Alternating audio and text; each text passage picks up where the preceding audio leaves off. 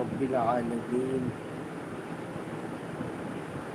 والعاقبة للمتقين والصلاة والسلام على سيد الأنبياء والمرسلين وعلى آله وأصحابه أجمعين আল্লাহ সুবহানাহু ওয়া তাআলার অসংখ্য কৃপা দয়া অনুগ্রহ সে আল্লাহ পাকের দয়া আমাদের উপর না থাকলে আমরা কেউ সঠিকভাবে আল্লাহ পাকের ইবাদত বন্দেগি করতে পারতাম না। আল্লাহ সুবহানাহু ওয়া তাআলার অসংখ্য দয়া আমাদের উপর আছে,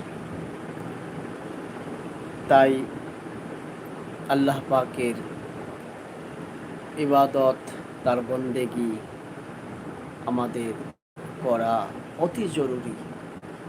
আল্লাহ পাক আমাদেরকে এই জন্যই বানিয়েছে।